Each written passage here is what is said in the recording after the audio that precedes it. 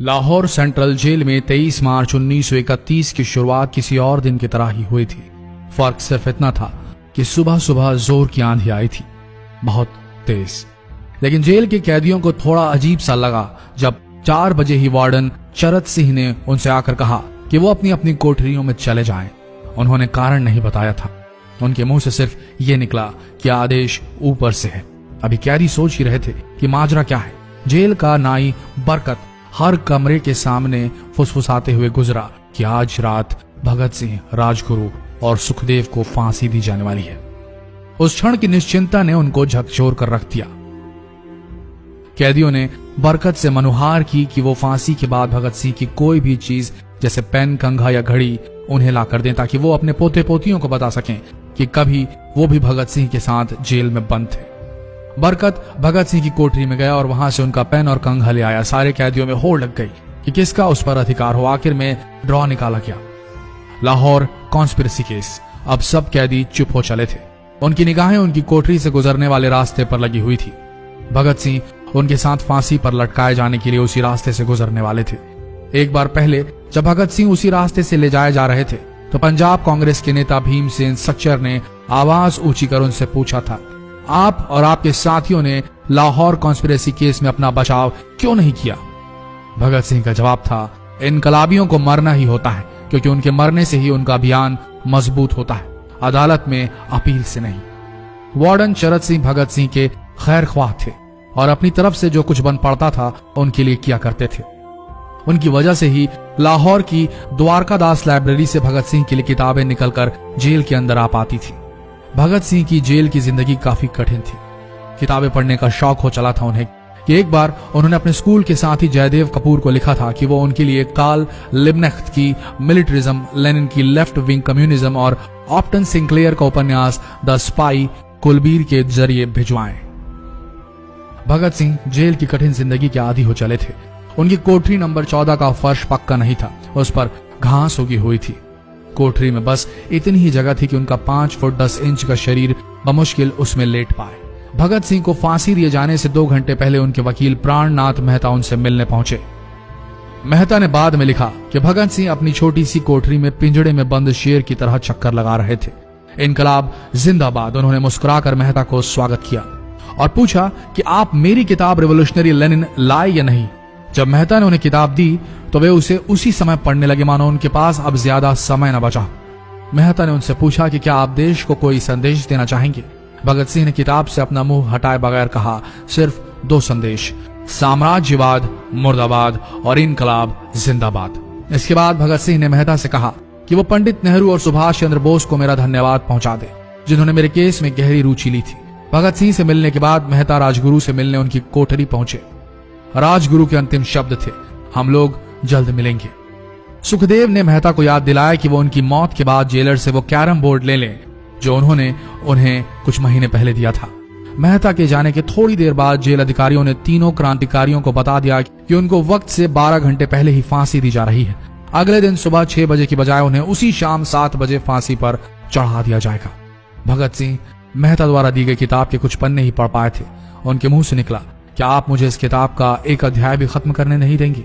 भगत सिंह ने जेल के मुस्लिम सफाई कर्मचारी बेबे से अनुरोध किया कि वो उनके लिए उनको फांसी दिए जाने से 1 दिन पहले शाम को अपने घर से खाना जरूर लाएं। लेकिन बेबे भगत सिंह की इच्छा पूरी नहीं कर सके क्योंकि भगत सिंह को 12 घंटे पहले फांसी देने का फैसला ले लिया गया और बेबे जेल के गेट के अंदर ही नहीं घुस पाए। थोड़ी देर बाद तीनों क्रांतिकारियों को फांसी की तैयारी के लिए उनकी कोठरियों से बाहर निकाला गया। भगत सिंह, राजगुरु और सुखदेव ने अपने हाथ जोड़े और अपना प्रिय आजादी गीत गाने लगे। कभी वो दिन भी आएगा कि जब आजाद होंगे हम, या अपनी ही जमीन होगी या अपना आसमान होगा। फिर इन तीनों का एक एक करके वजन लिया गया। सबके वजन बढ़ गए थे। इन सब से कहा गया कि अपना आखिरी स्नान करें। फिर उनको काले कपड़े पहनाए गए लेकिन उनके चेहरे खुले रहने दिए गए। चरत सिंह ने भगत सिंह के कान में फुसफुसा कर कहा कि वाहे गुरु को याद करो। फांसी का तख्ता भगत सिंह लिए बोले, पूरी जिंदगी मैंने ईश्वर को याद नहीं किया। असल में मैंने कई बार गरीबों के कलेश के लिए ईश्वर को कोसा भी है।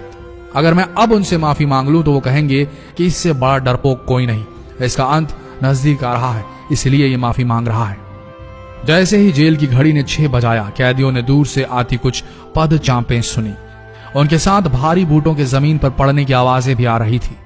साथ में एक गाने का भी दबा स्वर सुनाई दे रहा था, सरफरोशी की तमन्ना अब हमारे दिल में है। सभी को अचानक जोर जोर से इनकलाब जिंदाबाद और हिंदुस्तान आजाद हो के नारे सुनाई देने लगे।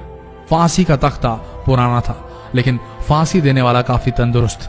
फांसी देने के लिए मसीह जल्लाद को लाहौर के पास शाहदरा से बुलवाया गया था। भगत सिंह इन तीनों के बीच में खड़े थे। भगत सिंह अपनी मां को दिया गया वो वचन पूरा करना चाहते थे कि वो फांसी के तख्ते से इनकलाब जिंदाबाद का नारा लगाएंगे। लाहौर जिला कांग्रेस के सचिव पिंडी दास सोंधी का घर लाहौर सेंट्रल जेल से बिल्कुल लगा हुआ था। भगत सिंह ने इतनी जोर से इनकलाब जिंदाबाद का नारा लगाया कि उनकी आवाज सोंधी के घर तक सुनाई दी। उनकी आवाज सुनते ही जेल के दूसरे कैदी भी नारे लगाने लगे। तीनों युवा क्रांतिकारियों के गले में फांसी की रस्सी डाल दी गई, उनके हाथ और पैर बांध दिए गए। तभी जल्लाद ने पूछा, सबसे पहले कौन जाएगा? सुखदेव ने सबसे पहले फांसी पर लटकने की हामी भरी। जल्लाद ने एक एक कर रस्सियां खींची और उनके पैरों के नीचे लगे तख्तों को पैर मारकर हटा दिया। काफी देर तक उनके शव तख्तों से लटकते रहे। अंत में उन्हें नीचे उतारा गया और वहां मौजूद डॉक्टरों लेफ्टिनेंट कर्नल जे नेल्सन और लेफ्टिनेंट कर्नल NS सोंधी ने उन्हें मृत घोषित किया। एक जेल अधिकारी पर फांसी का इतना असर हुआ कि जब उससे कहा गया कि वो मृतकों की पहचान करें तो उसने ऐसा करने से इनकार कर दिया। उसे उसी जगह पर निलंबित कर दिया गया अंग्रेजों द्वारा।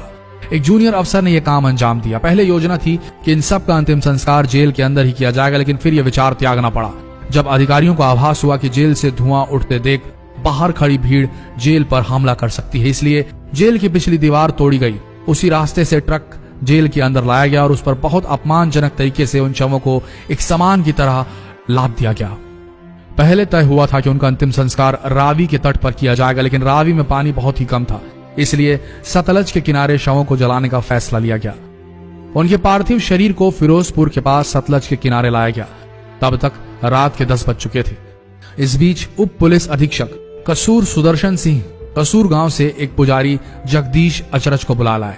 अभी उनमें आग लगाई ही गई थी कि लोगों को इसके बारे में पता चल गया। जैसे ही ब्रितानी सैनिकों ने लोगों को अपनी तरफ आते देखा, वो शवों को वहीं छोड़कर अपने वाहनों की तरफ भागे। सारी रात गांव के लोगों ने उन शवों के चारों ओर पहरा दिया। अगले दिन दोपहर के आसपास जिला मजिस्ट्रेट की दस्तखत के साथ लाहौर के कई इलाकों में नोटिस चिपकाया गया, जिसमें बताया गया कि भगत सिंह, सुखदेव और राजगुरु का सतलज के किनारे हिंदू सिख रीति से अंतिम संस्कार कर दिया गया है। तो ये थे भगत सिंह की जिंदगी के वो 12 आखिरी घंटे।